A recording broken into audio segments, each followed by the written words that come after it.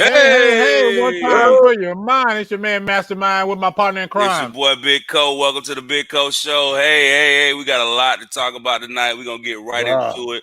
We're gonna continue with a part two of what we have going on Monday night, the day before. This is the day after. We have some co-stars that were gracious enough to rejoin us today.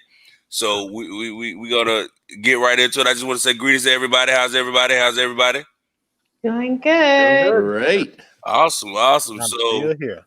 So before we get into like, okay, so how we feeling? I'm feeling pretty good. Yeah, I thought we had a pretty good day. You know, I was a little concerned last night. Bro, I went to bed at 11. I was like, I can't do this no more. Same. I had planned on waking up. I woke up like at 6 o'clock in the morning. I couldn't go back to sleep. I was like, well, I guess Trump won. Let me get my mind right and get my day started. Yeah. And then things started taking the left, so to speak. Yeah. So we definitely got a lot. We got a lot to get into. What can we get an update on the count? Has anything changed since prior to the show? I think. What was the official count? Schoolnik, you got the count? I'm looking now. I want to say it's 253, 248 Biden over Trump, but different places are calling different things, so I'm not sure what the official one is. He got numbers. I think that's close enough. Okay. Yeah. So we all don't know voted. Georgia, we don't know North Carolina yet, but Yeah. I'm giving those So, to Trump. Just to let folks know, we all voted, right? And this is how, just to let folks know what we did, this is how things are looking right now. So, Tennielle, this is you. Okay. All right. You said Georgia, North Carolina for Biden. Trump is going to get Florida and South Carolina. So how you feeling about that? I have my fingers and my toes crossed about my Biden picks. Florida man showed up. Told you. I mean, I think we saw some talk on Facebook, and I think Jana posted, Corey, there's no algorithm for racism. Right. I thought that was great. I thought that was a great post. What's up, Jana? Great. So, Jana Moore, Stewart, the homie. Shout out. Great post. Very accurate. Accurate. So we're going to go over to my man, Jesse, a.k.a. Schoolnik. We got to call him Schoolnik on the show because Jesse sound too much alike. So, yeah. So Schoolnik, with Biden getting Florida and Trump getting North, South Carolina, and Georgia. I'm not surprised that I was wrong with the Florida one. I was really hoping it was gonna turn this time. But as you said, we always know Florida man comes in. Florida man does not disappoint. And I mean, what it shows is the message that if you elect Biden, it's going to be some socialist hellhole. It worked on the Cuban population and Venezuelan population. People down there who were afraid of that. Absolutely. I mean, I was having that conversation earlier, and I was just like, what part of America is going to decide, let's vote for socialism? That type of socialism that they're worried about. I can't even see it. I have my own. I have some opinions that I would love to share about the Cuban population in South Florida in regards to that. But before that, let's get Jason's predictions. All right, brother. How you doing, Jason? Put you on the spot. I'm doing pretty good. I know I also blew Florida there. Yep. And I put those asterisks by North and South Carolina. Yep. I said that North Carolina might be doing some soul searching. I was less certain on that one than South Carolina. And that's kind of the way it's playing out here a little bit. Yeah. All right. Big Co. I had predictions? Oh, dang. I did, didn't I? Yeah, you did. I said Biden would get Carolina. I thought Trump would get Georgia and Florida. Hey, Georgia might surprise us at this point. You know what I mean? Like with those lost votes and people having to resubmit votes. And I think you have until Friday. So for Fulton County, anybody that had discrepancies with the DeKalb. I think it was Fulton and DeKalb, right? Or was it just DeKalb? The DeKalb, I believe. I thought the flooding happened at the State Farm Arena. How does flooding happen in the room where they're counting the votes? Well, in either case, we have a link that we'll put up on the page so that you can verify if your vote was one of the votes that was in question. So they're giving you until Friday to resubmit those votes. So if you think your vote is in question, we are imploring you to go to the website. We'll put it up on the page to verify that your vote has been counted. So, hey, a quick shout out to my cousin. What up, Tezzy Chavez? What's good, brother? That's my cousin. But yeah, so about the Cuban situation in South Florida. So let me ask you. Start off hot. Let's go. So Jason was talking about this prior to we came on air, and basically it was a great marketing move by the Trump campaign to equate the Democrats with socialism. And you got to understand that to a person of Cuban descent, that is the equivalence of, Jews in the Holocaust, black folks in slavery. So I definitely can understand how, if that message was received incorrectly, how that could skew some things. So, but my question is, or correctly, but my question is and please don't take this the wrong way. I have a lot of Latino friends. I have a lot of family of descent of a lot of different, Latin American and South American countries as well. Do you think the I don't want this to sound like I'm a racist, but do you think possibly the message could have gotten hidden in a language barrier? I just found it really, really hard to believe that whatever messaging was given to those Cuban voters in South Florida, that they would have believed that. So what language do you want me to say no in? But what I'm saying is, if English is not your first language, right, and you're seeing an ad and you hear socialism, you hear Castro, these are buzzwords that would resonate with you, even if you're not, well versed in another language. You know what I mean? So, well, they ran plenty of Spanish ads. I think the intent was to be disingenuous and give the impression that the socialism idea that we have here in this country, even though we already have socialist programs that people would kill you if you tried to put a stop to, is somehow similar. And if we were to go further, we'd end up in the dictatorship or whatever version of government that there is in Cuba or Venezuelan. It was intentional, and it started long before this election started too. Right.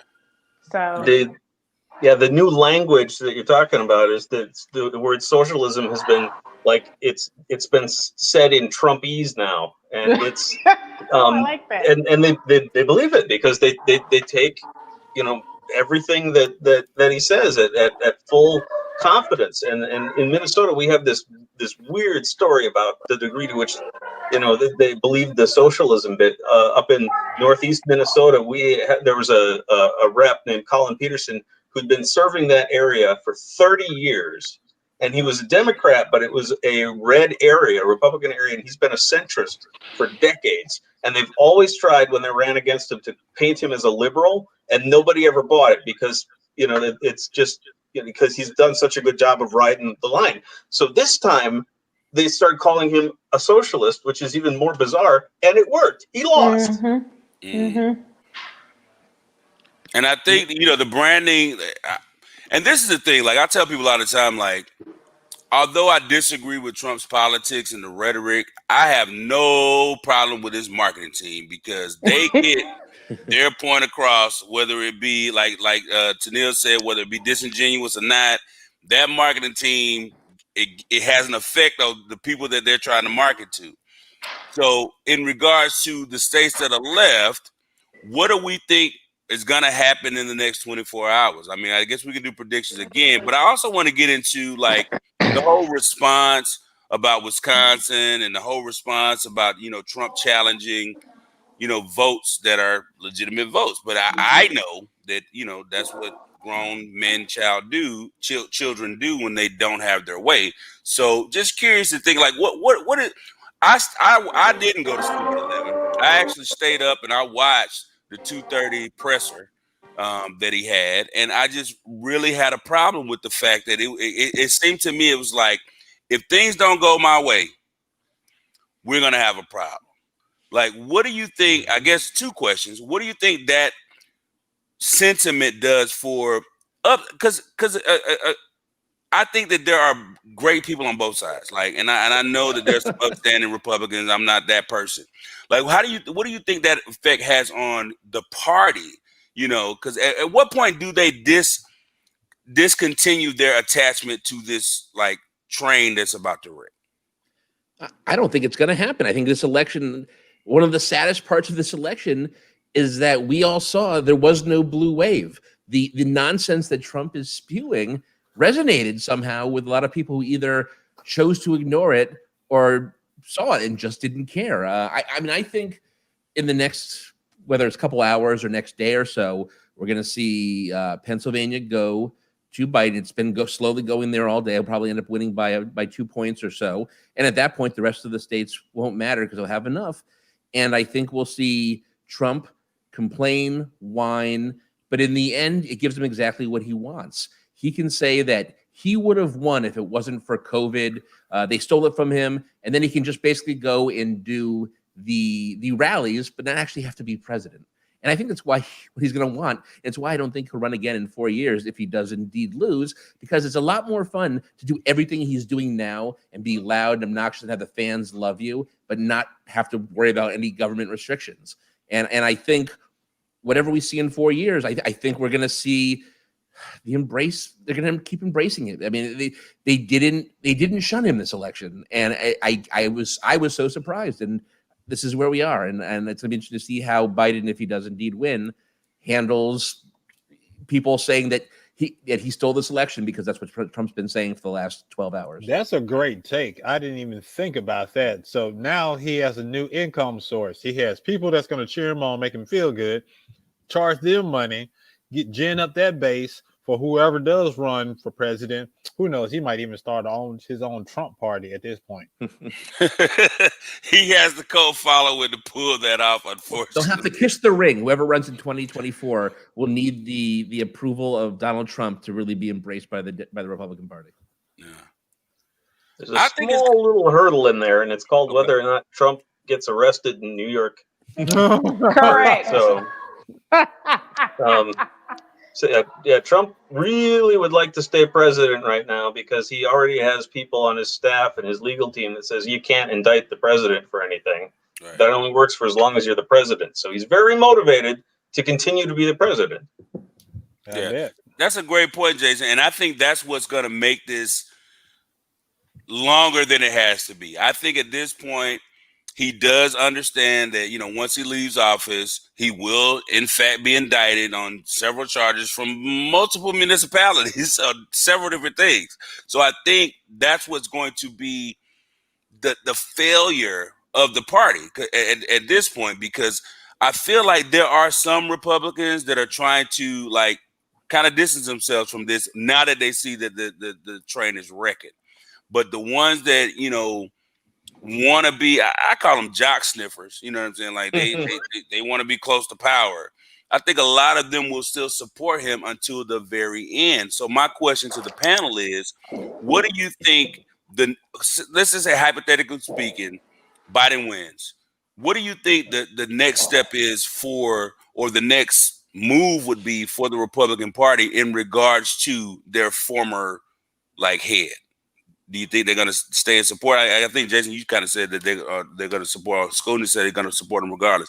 Like I think this could actually be sort of a rebirth for the party, because, like, I would hope, you know what I mean? Honestly, and one of the things that touched me, like, I don't know if you saw the recent Biden speech where he didn't, you know, say that we won, but he was kind of like, in the event that we do win, now it's time for us to work together. There's hate on both sides, you know. And he came out and said, you know, now it's time for us to try to, you know, get away from the hate on both sides and try to figure out how to, you know, rebuild a nation. I thought it was a good message, you know. He started with that when he first started running. Everybody was knocking him for trying to be civil and say, hey, there are good Republicans in Washington. And everybody thought, well, you're not getting very far. Right. I think a lot of people just want peace. a lot of people. The silent majority probably just want some silence and some decency and, you know, some respectful discourse. But I also feel very strongly that if Biden wins, the wrong thing to do would be to still try to appease Republicans. Like, I think this is the dumbest thing, and they do it all the time. All the time. And I think it's time out for that.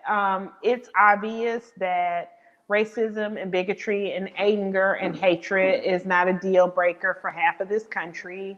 And at some point, someone needs to say, hey, like, you know, this is not okay. And what are we going to do next? And put systems in place that will allow folks to, you know, have the right things happening in our government, even though half of this country doesn't seem to give a shit. Like, I just think that's important. And hopefully, I think Trump's going to go to jail. My dad actually said if he takes that oath, he's going to jail. I want to play that GIF so bad. Or Deutsche Bank is going to take all his money or all his possessions. I saw something about that. They ready, huh? Yeah. It's not going to go well for him. I don't even think he really wanted to be president. I know there were people who wanted him to be, but I think he was just as surprised that he won as the rest of us. And that messed everything up for him. And once he got in, he needed to stay in to, you know, because it's hot. Like, you know. But I think he tasted power after a while. After those first hot 6 months, he was just like, whoa, I like this. I can flip this. Yeah, I can flip this. Okay, right. Tennielle, can I put you on the spot real quick? Go. All right. I have 2 questions for you, but I'm going to ask this first question. So, Black women, Black men, they doubled in support for Trump this election. Why? Because white people do not have a corner on ignorance. And at the end of the day, snap. Shots fired. I mean, there are people of every race and religion and every culture, ethnicity who vote against their best interests or who have I think there are a lot of people in this country with aspirational goals of one day being able to benefit from these tax cuts that Trump is throwing around. And so, of course, like, yeah, that's going to be me. And I want that tax cut. And I want to be in that 1%. And, you know, so we vote for that. I think there are a lot of people who are just not happy with what the Dems have done with the majority Black vote for all of these years. And I understand it. I really do. But I mean, at the end of the day, continuing in the way that we have for the last 4 years, it's in no one's best interest. And so I don't understand voting for it, but I think stupid people come in all colors. That's how I account for it. Jesse, you got numbers? Talking to Schoolnik, not Jesse. Yeah, I'm sorry, Schoolnik. You got numbers? Come on, Mastermind. We're gonna call people by the names that we said. We're gonna call them by Mastermind. You feel me? Well, by the way, I'm just keeping a little update that at one point Trump was 15 points up in Pennsylvania. He's now 3.4. It's been going down all day, and it's inevitable. You know, it depends when they stop counting, but it's going down. But you know, going back to what's going to happen to the Republican Party, the fact that they didn't lose the Senate leads me to believe that they're not going to be tucking their tail between their legs too much. I think Mitch McConnell's new mission is to make sure that no new judges get passed through things, kind of like what he did at the end of the Obama administration. Same thing.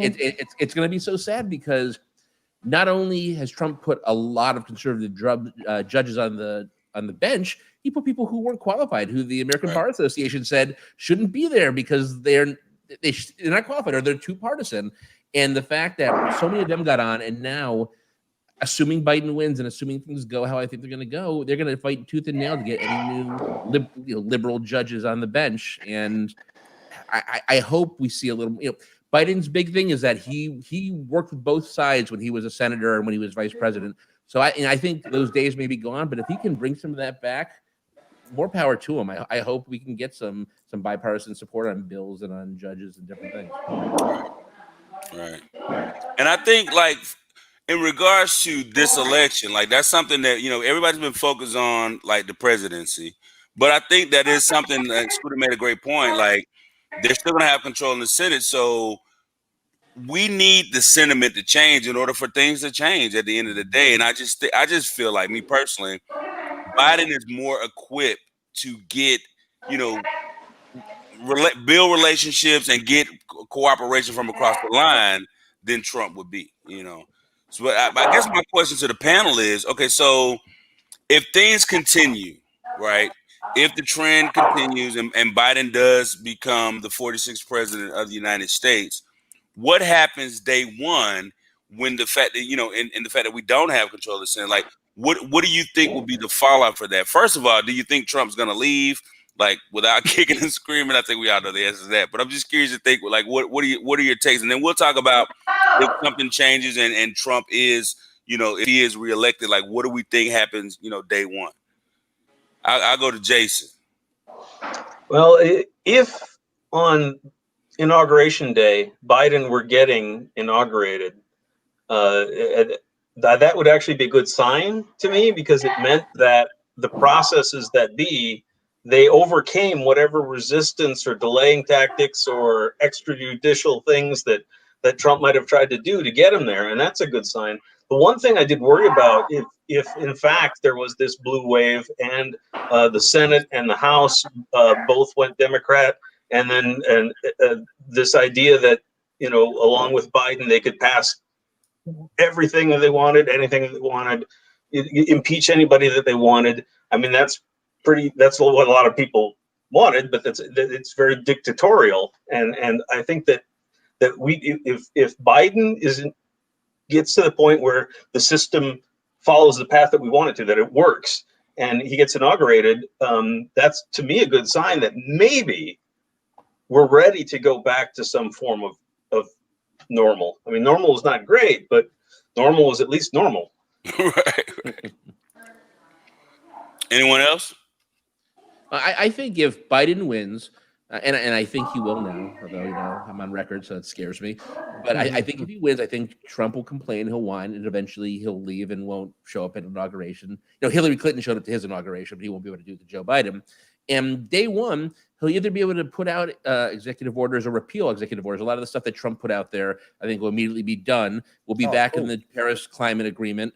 A lot of the things that he can just do like that will be done. And I think that'll show the world stage that, at least for the moment, the nonsense is over and America is back to at least being, like, we're no longer the laughing. I mean, we'll still be the laughing stocks for a while, I assume. But, that the healing can begin. And, will it last past a Biden 4-year term? I don't know. But I really hope so, because, I have friends in other countries who, they thought things were crazy here during the Bush years. And, they like, God, it's even worse now.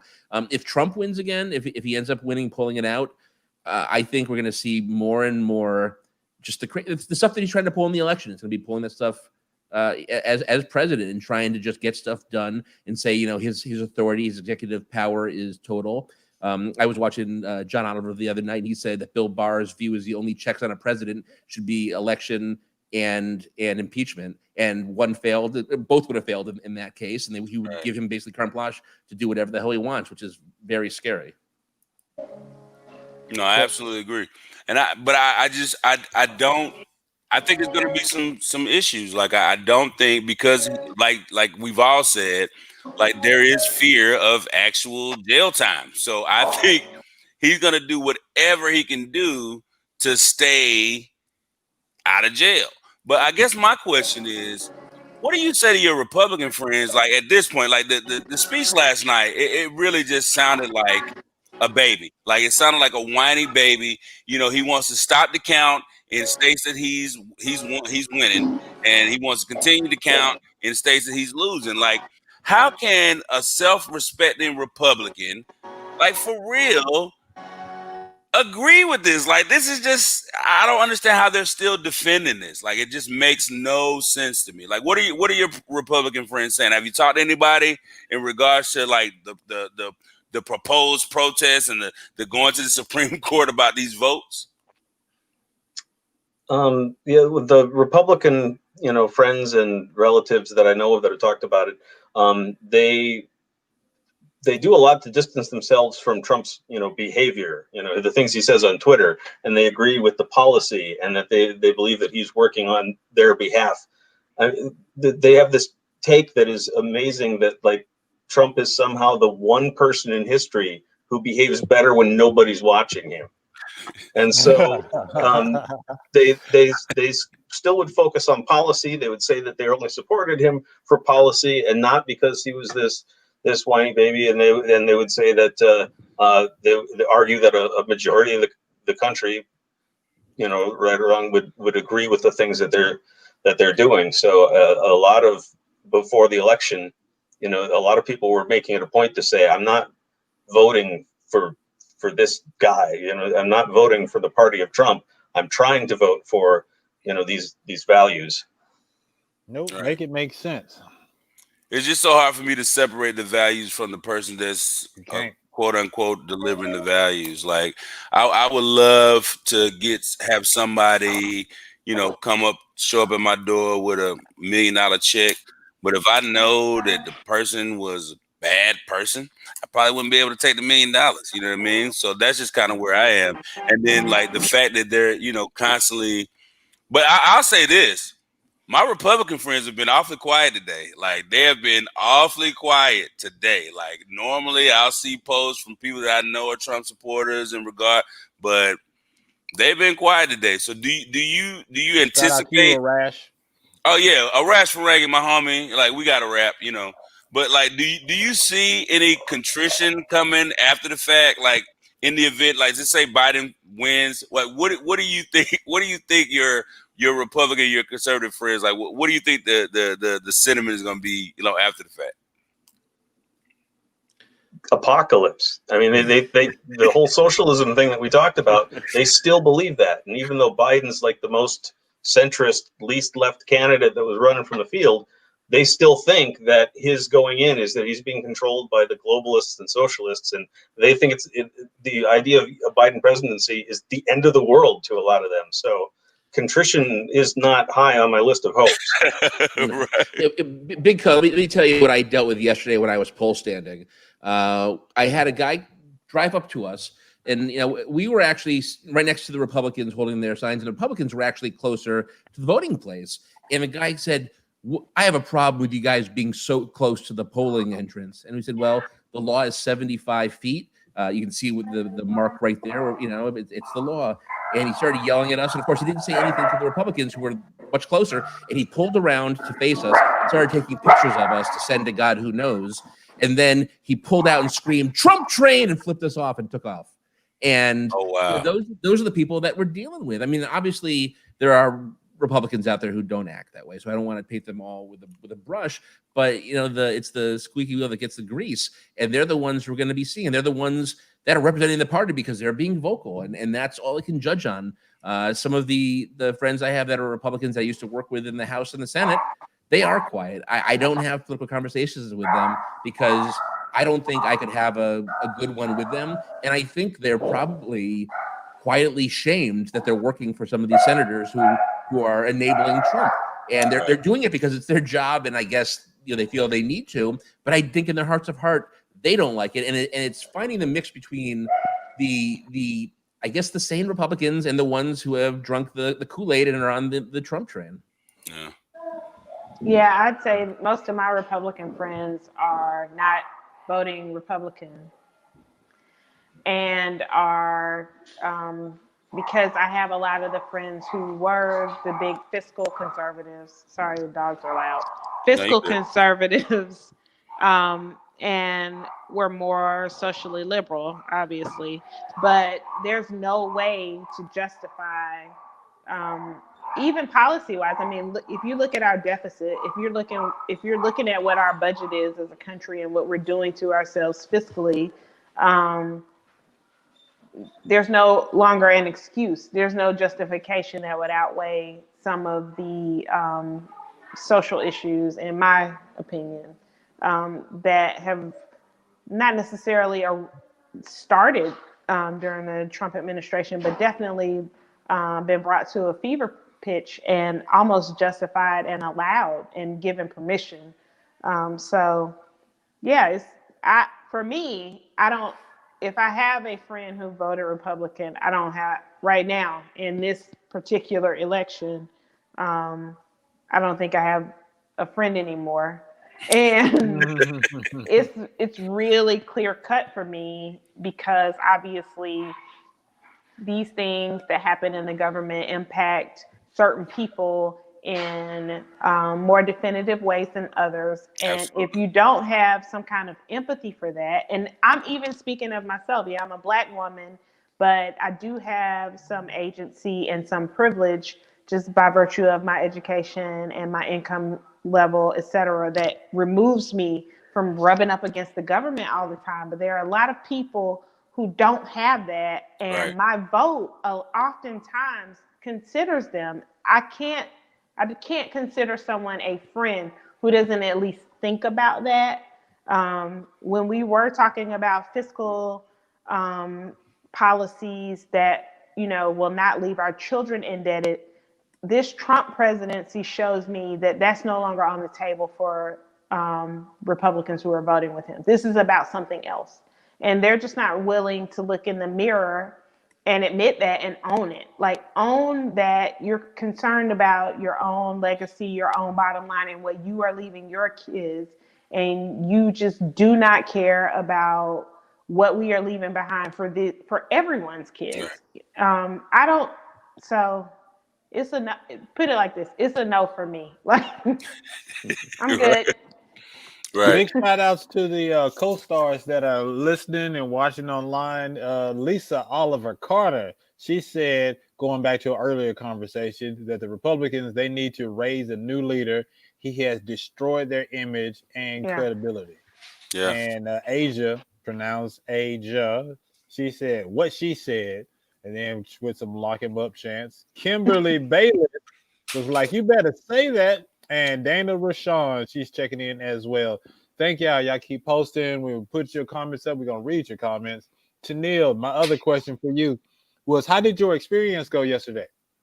Oh, it was great. I was Yeah, I was in DeKalb County.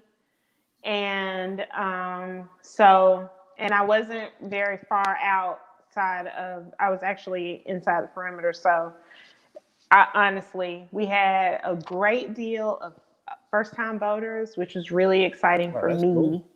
Yeah. And there wasn't a lot of trouble toward the end of the night. After my shift was over, the people who relieved us, they did run into an issue with the systems going down and not being able to get those votes recorded until today. So they're a part of some of those late counting votes. Okay. The system just happened to go down, right? I think it was a user error. So, some of these polls are not necessarily staffed by the most tech-savvy people. Yeah. I experienced that in mine. Yeah. Grandmama, don't unplug that. Oh! We were in the basement of a church. It is what it is. I think, and all of these people, have been working elections for years. So as the technology changes, there tends to be a little bit of a challenge. Most of these people are older, so I think that accounts for some of that too. But we didn't really have any problems, and the lines weren't bad. And from what I heard, the lines weren't really bad anywhere, except for places that had like a tech glitch. Spalding County was one down in Griffin, and then I don't know what happened at State Farm, but we didn't hear about that until later on in the evening. Right. And we were told that only one place in our area, which was in Kirkwood, had lines at all. So that was kind of weird, especially in Gwinnett County. I was running to a lot of people where I work, and I would ask him how was the lines, most people were talking about 20 and 15 minutes, sometimes even shorter than that. And I was expecting to hear a lot of Republicans standing in line. It seems like they all secretly voted ahead of time. Right. Even though 45 was talking about don't vote is bad, all these Republicans seem to have voted early by mail. Mm-hmm. Well, he actually told them to do both. If you go back and look at it, he told them to vote by mail and then vote in person to show that you could easily do it. Yeah, he wanted you to vote twice. And get your ballot out of the river, by the way. Yeah, that's it. And that's a great point. And I want to go to Schoolnik because I know he has like the updated, like the map and everything there. So let me ask you this question. So I saw a couple of posts today on social media that appeared to be people that were skeptical about the number of votes that came in for Biden. But one of the trends that we've seen throughout this election is that, a lot of the early voting were blue voters. You know what I mean? So talk to me a little bit about that to people that are saying, that's kind of suspect. We got all those votes for Biden out of the blue. Like, what are your thoughts on that? I mean, it comes right from the top when you have the president tweeting out that they just keep finding these votes. And people are like, they're not finding them, they're counting them. That's how we do things. It's how we've always done things. And, he has however many million followers. So people see that. And more people than I want to believe. This makes my head hurt. Yeah, it really, hurts my soul when he says these insane things. And people were, I can't remember where it was, but they were basically storming a place where they were counting because they're like, let us in. And, last thing you need is a mob in there where they're counting the votes. Is this the stop the count chant vote, people? Well, it depends what state you're in. It's keep voting, find other votes, or stop. Depending right. But I just saw some notes that you guys from Georgia might like, which just reported that Cobb Cobb and Gwinnett counties, big historically GOP suburbs of Atlanta, hadn't gone Democratic between 1976 and 2006 when they went to Clinton by +2 and +6. And Biden's margin in Cobb is +13 and Gwinnett is +8. So they really came out. They came through. Yeah. Wow. Now, and I can speak for Gwinnett, being that I'm a native, and our mastermind is as well. Like the demographics in Gwinnett have changed like drastically in the last few years. So I could absolutely see Gwinnett taking a different trend, in regards to the demographics. It is one of the most diverse counties in Georgia, particularly in the Metro Atlanta area. Mm-hmm. But I just I'm hoping, I'm holding out hope that, Georgia can go blue. So what are the pathways? And this, anybody can answer this. And I know Schoolnik has the info on this. So like, what are the pathways to 270 at this point for both candidates? And then how likely do you think that's happening? And then we can go ahead and go around again and take predictions on the states that still have not been decided. And we can see how that measures up. Biden has to win another state. That's all it is. Doesn't matter what it is. Wins one more state, it's done. Come on, Georgia. Come on, Georgia. Nevada. Come on, Nevada. You know what I mean? Anyone. That's not official yet? No, I think I don't even. Well, CNN is still not reporting even Arizona as official, but they're not updating until 9:00. So I'm figuring at 9:00, we'll get the official count from CNN. But it's been reported by other sources that Arizona's a done deal. So, yeah, and I guess I should have said that if they count that he has Arizona, it's one more state. Without Arizona, if he wins Pennsylvania, it's over. Other than that, he would need to win Nevada and Arizona. So what are the odds for Pennsylvania? Last time I checked, there was still not nearly as large of a chasm as it was last night. But like, where are we in Pennsylvania right now? Do you have the updated numbers? I've seen that with the amount of ballots that they haven't counted, Biden would need to win 56% to win, and I think he's expected to have more than that. Again, who knows? Those are ballots we haven't seen, but again, they're early ballots, and as we've seen across the country, those absentee ballots, those early voting, that's all been mostly blue. So I feel really good about it, and it scares me. And my friends say, "Don't say that," like I'm jinxing everything. But stop it. But I think he's going to win Pennsylvania, And I think we just don't care about I shouldn't say that, but just don't care about Arizona and Nevada after that. But I'd rather win all of them. You around the corner. How did we get Wisconsin, or how did Biden end up with Wisconsin? I could tell you that one. I was gonna when we were talking about predictions on our previous one, I was gonna try and assure everyone that Wisconsin was going to go blue. Mm-hmm. And the reason for that is, in my entire life, I have never seen a groundswell of money and talent and big names focus on Wisconsin. I don't know who's running it, but the Wisconsin Democrats, they brought in all these like reunion shows. They did like the Princess Bride casts, the live thing, and Star Trek and all this other thing. I've never seen so much, effort and money and stuff go to one place. And I thought, how can Wisconsin fail, to turn blue with that level of direct pressure? Ben Wickler is the chairman of the Democratic Party of Wisconsin, deserves a lot of credit for making this happen, because of all of those states up there that Biden won, Wisconsin was the closest. And without him being able to do some of those innovative programs, it may not have happened. I certainly gave money several times to them. Yeah, I did. I think a super bad reunion I gave money to. I did the Princess Bride. I almost did a couple other of them because I would have given money anyways, but I'd happily do it and support Wisconsin. Why not? All right. So Pennsylvania, do you think it's flipping to Democrats? Just raise your hand and say yes. So it's a little bit. Cole? That's a no. I'm gonna just put no Cole. So here's the thing. Like, I don't know the percentage of votes that are left. You know what I mean? And I saw that the margin was closing. You know what I mean? But if I knew more about which counties were left, I could give you a better prediction.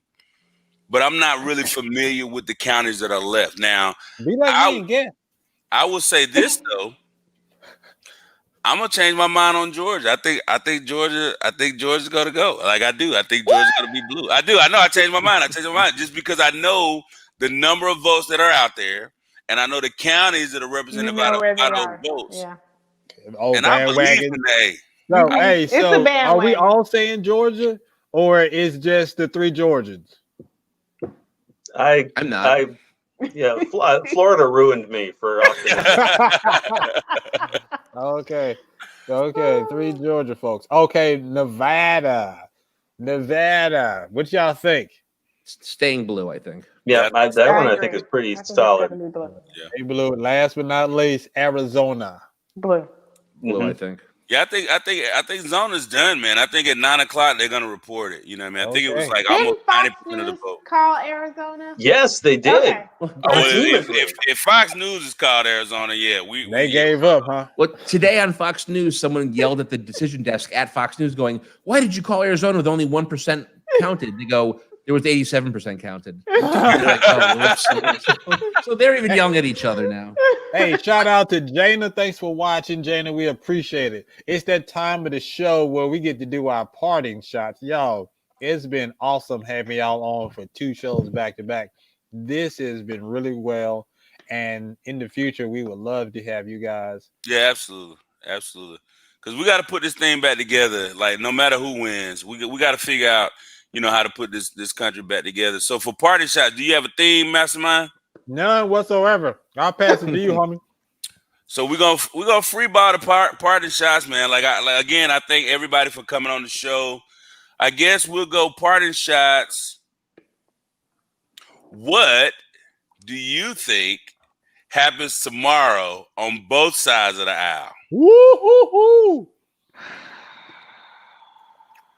All right, I'm gonna do it right this time. Tennielle, we putting you on blast.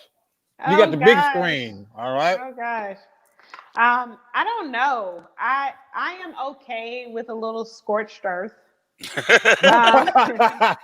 I know that we need to I know Jason, I think, mentioned, or both of you guys mentioned the judges. I know that's a big deal. Yeah.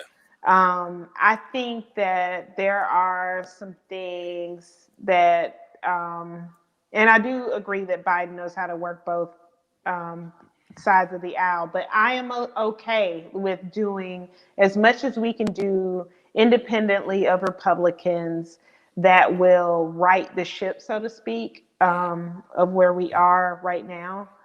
And I'm okay with that. And I am here for the continued investigation of our current president. And I'm not spiteful. I just think that that's what should happen. Right.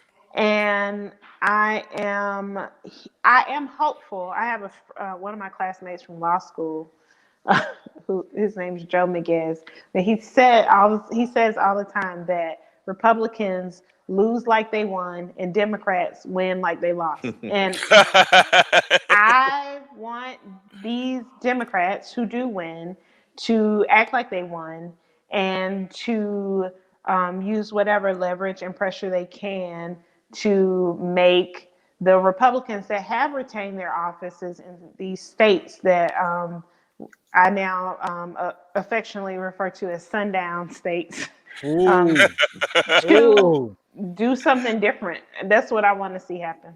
That's me. Awesome. Good stuff. Good stuff. Awesome. Pew, pew, pew.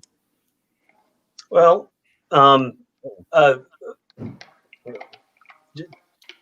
Jess, I said Jason. That's my fault. Bro. My fault. I'm used to going around the horn. I'm sorry. Go. A lot of what happens basically is going to depend, in my mind, on what Mitch McConnell does. Yeah.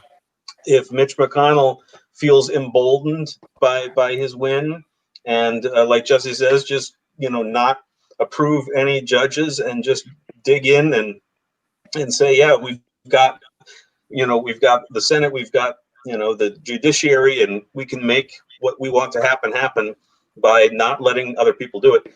Then I think that we're in trouble. But if by some miracle he decides that yeah, maybe we could actually start working together, and we're going to have to, then maybe something will come out of it. I definitely think that there's going to be olive branches dropped by Democrats because that's the way Biden wants it. I just hope that they get picked up on the other side. And then the one spoiler for the whole thing that could ruin it, and this is the fingers crossed part, is that as this plays out and as somebody gets basically anointed as the winner of this thing, that no violence erupts, because the moment something erupts in some city, that it's all off. Yeah, I absolutely agree. Schoolnik. I think by the end of the day tomorrow, the news, the Democrats, and a lot of the sane Republicans will all agree that while it may not be 100% official, Biden is the president-elect. I think we'll see Trump continue to complain, putting out a bunch of nonsense lawsuits. I don't think it's going to amount to much. I think we're going to see, my final total here is I think it's going to be Biden 290, Trump 248. And I think, I think we've even seen in the last couple of 12 hours that Mitch McConnell is ready to be done with Trump. Move on to being a pain in the ass to the Democrats again, rather than having to deal with Trump and his insanity. I do worry about some violence, and it's not the kind of it's not like riots and that kind of stuff. It's the QAnon people. We officially have a QAnon member of Congress, which is from Georgia, which is embarrassing. Yeah. And it's going to be people like that who legitimately think Biden stole this election and might be popping. And is a pedophile. Mm-hmm. Yes, yep. Right. And might be popping into pizza places trying to shoot them up because they have the kids in the basement, that kind of stuff. And that's that scares me, because QAnon again is larger than I would like to believe. It just seems like it is, and they're willing to do stuff. So I think that's not.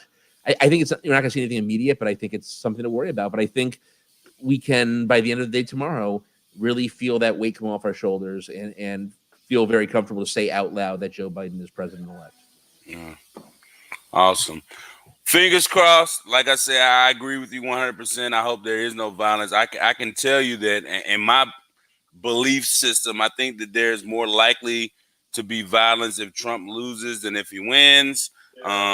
So we're gonna cross our fingers and hope for that. But here's the thing that I want to say to like everybody that's in the sound of my voice, man. Like at the end of the day, we are all Americans, right?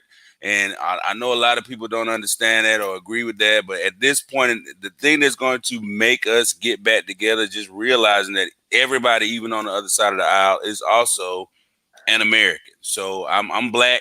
I'm black every day. When I wake up in the morning, I'm black. When I go to sleep at black, I'm black. But I do honestly love this country, and I do want what's best for this country. So I think that if we get things to happen the way that we hope that they're going to happen, I think that's more of an opportunity for us to kind of mend this divide that's been like this chasm that's been created in the last 4 years. I want to say thank you to everybody that took the time out of your busy day to come on the show and give your opinions. Shout out to all the people that either chimed in or had comments. Always love to all of our viewers. Please like and subscribe our YouTube channel, Big Co TV. We have a Facebook page, The Big Co Show. I'm going to sign off. Thanks to all the guests. Mastermind, you got anything? Democrats, if we win, we're going to sleep like a baby. And if the Republicans, if old boy win, if he loses, the Republicans don't disavow Trump, change their phone numbers, be like, hey, who this? I believe it. It's the Big Co Show. We love all of y'all. Thank y'all so much for tuning in. Thanks so much for tuning in. Thanks, y'all. Have a good night. You too. And we are about to be out of here. Eventually.